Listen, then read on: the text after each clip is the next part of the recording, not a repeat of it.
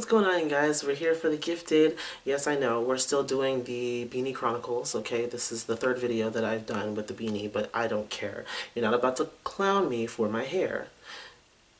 Oh, that rhymes. Okay. Anyway, so season 1, episode 9, OutfoX. Now, when the episode was going along, I was kind of almost losing interest. I mean, there were like some things developing, obviously, but you can always count on the end of every episode to have like a really good action scene, and that's exactly what we got with this. Well, I wouldn't say it was really, really good, but it was it was great for the plot. This is something that we needed to happen. They were able to, to get a lot of things done, and this is like one of the instances where they failed in operation. So it was good to see this side of the coin as well. Anyway, so we start with a flashback, obviously, to 1 year ago. Andy, well, the Strucker family, they're in the park or whatever, and Andy is skateboarding, and he's like, practicing or whatever. He's doing like what do they call it? A kickflip, I think it's called. Look, I used to own a skateboard and I was horrible at it, so there we go. So Andy's doing that, and then Lauren, he tries to teach Lauren how to get on there and ride a skateboard as well. And when she falls, he grabs her hand, and when their hands come together, it creates that light, that energy starts being produced, like the Terror Twins. Well, they're not Terror Twins. That's DC. Uh, anyway, they have this whole Wonder Twins moment, like shape of, form of. Like I thought that they were, that it gave me that kind of vibe at first. But we see that they actually knew about that power beforehand. Well, they probably didn't know about it, obviously, but they knew that it was there. And so like later on, like they're talking about it, and they actually remembered, like, Lauren says, you remember what happened in the park? And Andy's like, yeah. And that was when they were looking at they were, finding out things about their family's past, after they, found out what was going on, and with Reed and his father in the last episode. They did a little research. Well, Andy did a little research in the library, which Lauren makes a joke like, oh, you know where the library is? But they find out about the twins and about like how their powers are kind of like theirs, but then when they put them together, it's like an unstoppable force. So there's that. We get this scene with Reed, and he's like having flashbacks to, his life before, when obviously his father was always working and stuff, but then and then it kind of fast forwards to when he was really sick in the hospital. They thought he had leukemia, apparently, and, he didn't see his father at all. And so then now he's kind of making these connections. Now that his father has told him what he was up to, he is kind of starting to understand him a little bit more, and why he did the things that he did. And it's probably eating him up a lot inside because of the fact that he kind of distanced himself from his father, especially in adulthood. They could have possibly been a lot closer if he would have told them the truth about what he was doing. He feels like things could have been different. And it's something that him and Kate talk about as well. She asks him, do you think our lives would be different if your father would have come clean, if you would have been more honest with me about the things that were going on and stuff. And then Reed also says, well, what would be different if I didn't actually get that mutant, if I didn't actually have that mutant gene suppressor put in me, like if, I would have still been a mutant, how would things be different between us? Would you still have fallen in love with me? Would we still have a family? And these are things that obviously are going to run through their minds, because pretty much their entire lives have been lies. It's been one lie after the next, and the main secret is that the twins, and then of course the father, keeping the fact that he was a mutant and the fact that he was working on this project a secret from the rest of his family. It all started with him. So things could have possibly been different. But Kate says, no. But I know, with the way that Kate was before, she seemed like the type of person that would be kind of like conform to society standards and stuff. So I don't know that she would actually decide to date a mutant if she knew he was a mutant. I'm not too sure, because she kind of had her freak out episode. around the first episode when she finds out that her children are mutants. So we get this scene, and like everybody in the mute, they're trying to come up with a way to, get into this Trask Industries prison where all the mutants are being held in order to save them and stuff. And here comes this chick, what's her name? Esme, the one who has like telepathy or whatever. She comes up here barking orders. Girl, you ain't been here but a minute, okay? And that's exactly what somebody said to her. Like, you've only been here for a couple of days. Like, what are you trying to do? Like you have no type of say in anything that we really do here. She's like, well, my family, and there is something really, really strange about her, and I'm gonna mention it later because there are a couple of things that happen in this episode that kind of make me wonder about her and her character. It's kind of strange. It's a little bit strange, the way that she kind of acted in this episode. And I was kind of making these connections, but I'll make my predictions later on. So she's having these visions. Like Esme is having these visions from like Chloe in the last episode, the crazy bitch, and she. And she's like, I need to help my family. Like, I need to help them. I need to go in there. And then she also uses Pulse's situation with John. She's like, this is the same thing that they did to your friend. And do you want it to happen to the rest of these people? And I mean, but it is what it is. I mean, they're trying to be, more they're trying to be more calculated in this. They don't want to just go in blind, obviously, because then they'll die too. Like they'll be captured and they'll possibly be killed. So they don't want to do that. So later on that night, I believe it's the same day, Lauren is having this nightmare, and this is another. This is like kind of another thing that kind of like took me by for a loop a little bit because I was kind of like wondering. So she's having this nightmare, and apparently she's in Trask Industries in like this prison, and she sees these cells and everything, and all of her friends, like everybody that she knows, is in those cells and stuff, including Marcos and her unborn child, who is actually in like a carriage in this, and she kind of goes crazy, tries to open the cell and stuff, but it's not working and stuff. And she finally wakes up after destroying half the room with her powers, because they obviously go out of control. Everything metal in the room started shaking, and he's like, and Marcos is there, and he's like, it's just a dream. But of course it probably felt so real. And I wondered, I was like, why is Esme standing outside the door? We know that she's a telepath, but she doesn't really state, how deep her telepathy goes. And to me, like, her standing at the door while Lorna is having this nightmare is kind of strange. I thought it was kind of strange, and I thought that there would be kind of a reveal about Esme, but I'm looking at her, I'm kind of giving her the side eye because it doesn't make any sense. Like, she's having this crazy nightmare, and it's taking place in a place that she's never actually seen. Like, she's seen the prison that she was in, but it was different. This place was completely different. It was very detailed, and the fact that she knew that she was in Trask, like, how does she know what it looks like? She actually never made it to the place that she was going in that convoy. She never made it. So how would she know what the inside of it looks like? The only person in the MU who has actually seen the inside that's with them right now is Esme, because of the fact that she went into Chloe's memories and was able to see the things that Chloe had seen. So she knows what the inside looks like. So she could, I don't know how powerful her telepathy is, but I feel like she would be able to put those thoughts into somebody else's mind. And she's a lot stronger, I think, than she's letting on, because she's like, I'm a telepath. When I'm close to people, I can, kind of feel them or whatever. I don't know. It just seems a little bit sketchy to me. It's a little shady, what's been going on with Esme in this episode. They are able to find this bar. So Sage is like that information chick. Like, she is always like on point with the info. So I love her for that. But anyway, she finds out about this bar, and apparently, she's been able to track like transactions and stuff that has gone on in the bar, and apparently a lot of Trask Industries employees go to that bar. I guess it's not that far away from where the lab would be, and so then they deduce a plan to go there and kind of talk to the employees that come through. And at first, one of the guys wants to go as backup. I think it was Marcus or something, but Lorna's like, you can't send a girl and another guy to a bar to get information from other guys. You gotta send two girls in, obviously. unless it was a gay bar. They sent in Dreamer, obviously, to get the information, and Lorna just kind of be there for backup.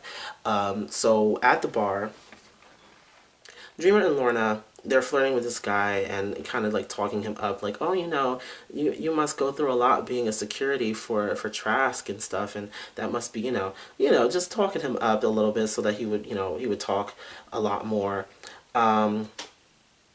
But then he starts making these rude remarks about mutants not being able to not being able to defend themselves, like when you crack them on the skull with a baton or with a bat or whatever, or when you're sedating them and stuff. And Lorna gets upset about this. She bends the spoon into her hand like some brass knuckles and then knocks him out. I'm just like, come on, girl.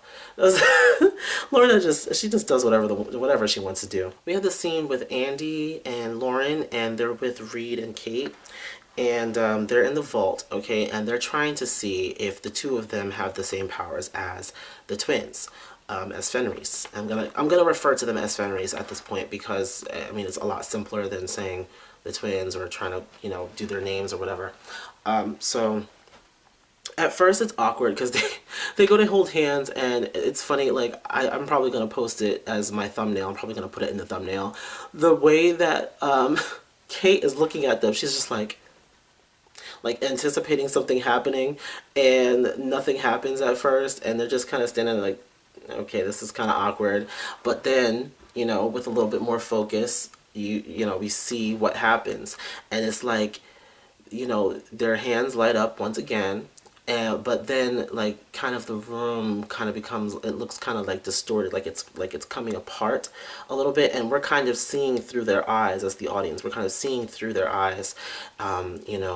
Energy kind of builds up and stuff, and then they finally break out of the trance. They can describe it later on as kind of like their minds. They were no longer like two people. It was like they became one person, one entity, and their minds became one, and they kind of were able to feed off of each other. And they said that they also could feel the building being destroyed. Like they could have destroyed the entire building and killed everybody inside. And it just draws me back to one of the first episodes. I think it was like the third or fourth episode. I mentioned that I wanted to see them use their powers together a lot more. Because like after the convoy scene and stuff, and after all that happened, the way that their powers kind of complemented each other, I was like, it's really odd that like Lauren, she kind of pulls air together, and then Andy pushes things apart. It's kind of like attraction repulsion sort of situation, and I'm like, I really would like to see them use their powers together a lot more. So I mean, we're finally getting it, and in this form, is kind of like complementary, and I love how their powers complement each other, but it's also very dangerous, I guess, at this point. And then after all this, Andy, he kind of says like we should practice this so that we could control it, that way we're not, obviously, so we're not destroying things randomly. And their parents are obviously against it. They don't want them to use the power at all. And so Andy gets upset, he runs away. Lauren follows after him, and it's like, they have opposing thoughts about it.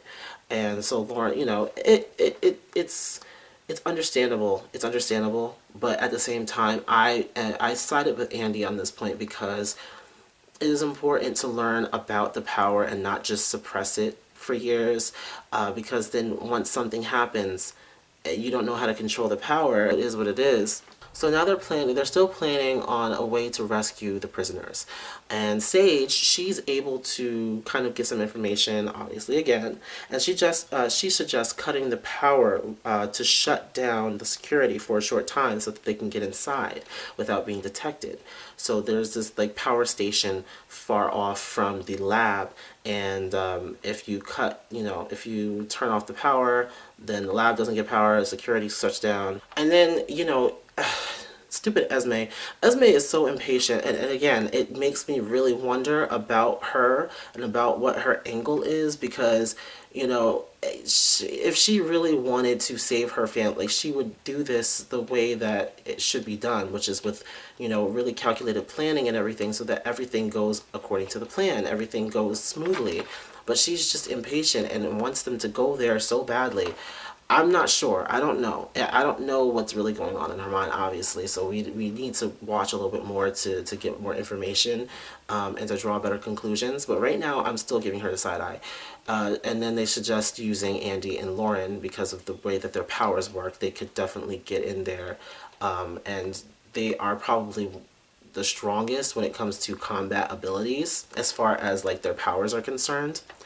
So they suggest using them. So you get this scene with Jason. He's talking to his wife, and his wife is still worried about what he is doing. And she's like, come home. He's like, after the job is done. So I mean, we're seeing a little bit of it, but I really wish we would see a little bit more of his whole dynamic with his wife and their situation, because I know it has to be weighing on her a lot, especially after he came home and his memories were completely wiped. Like it really, but I feel like it's gonna come up in a few episodes. Maybe we'll see a little bit more of that dynamic as well. But anyway, so the day of the infiltration comes up, and everybody's getting in position and everything. Esme and Lorna, they have this little like moment when they're kind of talking about different things. She almost drops a detonator, and Lorna's like, okay, if your head is not completely in it, then you should just go back, because this is not some kind of adventure. This is a real, this is like the real deal. This people could get really, really hurt if you're not completely up on top of your game. Like, is your head in the game or not? Because we don't have time for this. And then we also get the scene inside of the van when at the power station, okay, Blink, she's opening a portal for them to get inside. Once they get inside, okay, it's like it's going pretty smoothly. Kate and Reed are kind of guiding them through when they hacked into the cameras and whatever, so that they can see what's going on inside and kind of guide them to where they need to go. It almost fails though when one guard comes up and he's like, what are you guys doing in here? And Dreamer walks in, she's like, don't you remember me? And she's like, oh, well, maybe you don't remember. And then she blows the smoke in his face and kind of takes his memory. I don't know what she did with his memories. All I know is that he ended up just walking away and dropping his gun and his walkie-talkie into the garbage. I was just like, what did she do? I still hate her. I mean, it was a good scene. It was good for her that she was able to do that, but I still don't like her. I don't care. I still don't like her. She can still go. I didn't even feel anything when she got captured. Oh, anyway, Lord.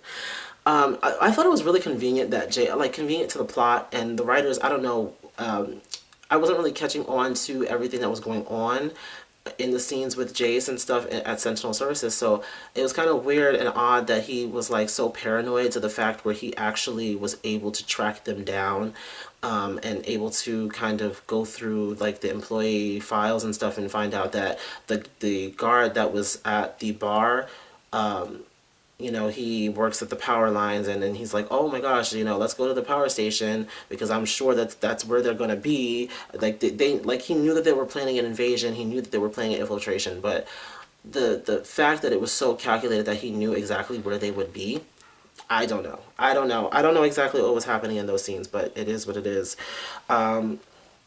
So Jason and his team are able to locate the team inside, okay? And so then Sentinel Services moves in, and we get to see in the Sentinel, the little like spider looking thing. It's so creepy. It's so creepy. That we saw in like episode like 2 or 3, I believe. It comes in and chases them down, and Andy tries to use his powers, but it doesn't work. And I flashback to what Jace said. Jace was like, they said that oh, they destroyed the robot before, they destroyed the Sentinel before, and he's like, well, we've been working on it, and it's new and improved now. And I can see, like, it was kind of like it was reading Andy's movements and kind of able to kind of like predict what he was about to do, and it moved out the way, and then it goes in for the attack. It actually catches up with Clarice, and she goes down, and then the Sentinel like kind of captures her, and she tells him to run. So it's Dreamer, Andy, and Laura now. They're running down the hall, whatever. And things are just going downhill, downhill, downhill. Dreamer gets captured. Moving right along, I really don't care. Like, I really didn't care. Like, I almost forgot that she got captured when I started doing the, like, when I when I was watching it, I kind of almost missed the scene, and then I was like, oh, what happened to Dreamer? I had to actually rewind it to see what happened to Dreamer, because I was like, did she leave them behind? Because if she left them behind, I mean, I would have been like, you bitch. But since she actually she got captured trying to help Andy and Lauren, so I mean, she gets a few points with me for that.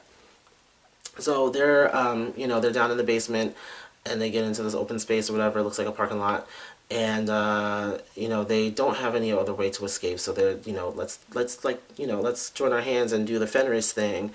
And I thought Lauren would be the one to back down, but it was actually Andy who backed down and didn't want to use the power because, it would bring the whole building down and everybody would die. And the fear of killing everyone in the building is what caused him to stop.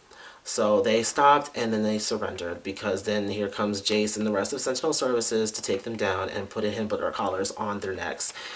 And I mean, that's really how the episode ended with our kids getting captured. I mean, what I don't know. I would have done something. I would have done something because the two of them are really powerful. I feel like, but they don't have the training to really take on uh, an entire squad of Sentinel Services officers. So, I mean, maybe that's what it was, and maybe they just didn't want to cause any harm to anybody else, so they let it go, and they're too afraid of using that power because they obviously know from the articles that they read about the Von Strucker twins. Their power is really, really massively destructive, and so I guess that kind of fear weighed on their ability to make a good decision on what to do in order to escape. But I mean, it is what it is, and that was The Gifted episode 9, OutFoX. I liked the episode.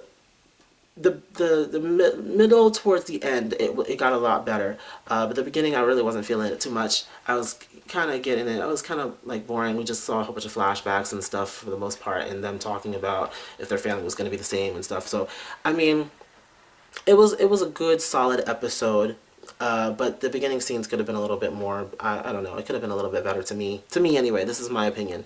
But anyway, let me know what you guys thought about the episode down below, and look out for some more videos during the week. I am probably going to record one more video today, probably much later, and then tomorrow I'll do a live stream maybe during the day. And maybe I'll feature some members of my family in too. So anyway, that's going to be it for this. I hope everybody has a great day. Take care.